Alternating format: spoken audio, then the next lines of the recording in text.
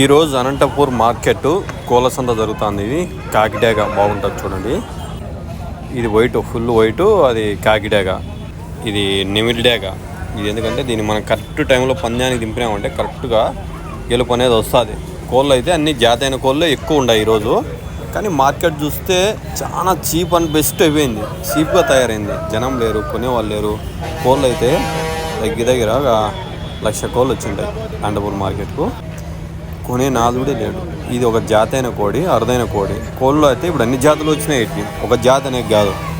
ఇవి మన అనంతపూర్ మార్కెట్లోనే ఈ జాతైన కోళ్ళు అన్నీ దొరుకుతున్నాయి. ఇది కూడా అంతే, చిన్నపిల్ల మార్కెట్లో ఇది బాగా రేట్ ఉంటుంది. ఇది కూడా అంతే చూడండి ఎట్లుంది.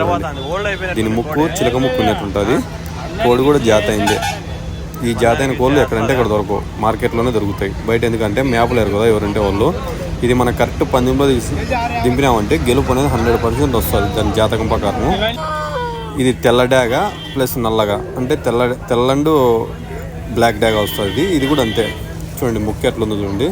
దీనికి పైన కూడా బాగుంది. ఇది మనం కరెక్ట్గా దింపినామంటే గెలుపు అనేది వచ్చేస్తుంది. ఇది రెడ్ అండ్ వైట్, ఇది కూడా అంతే కరెక్ట్గా ఉంటుంది డాగ. అంటే మనం టైం బట్టి దింపాలి దీన్ని కూడా. ఇదైతే కాకి డాగ అంటారు దీన్ని. ఇది మార్కెట్లో బయట దొరకవు కాకిడాగ టయానికి. ఇది బాగుంటుంది చూడండి. ఇంకా ఇది నెమిలి డాగ, అంటే నెమిలిని ఎట్లుంటుంది, ఈ నెమిలికి ఎంత పవర్ ఉంటుంది దీనికి అంత పవర్ ఉంటుంది. ఇది కూడా అంతే మనం కరెక్ట్గా దింపుకోవాలి డాగ. ఇది ఎర్ర డాగ చూడండి, దీనికి మోస్ట్ పవర్ఫుల్. ఇది ఎందుకంటే ఇది జాతైనది.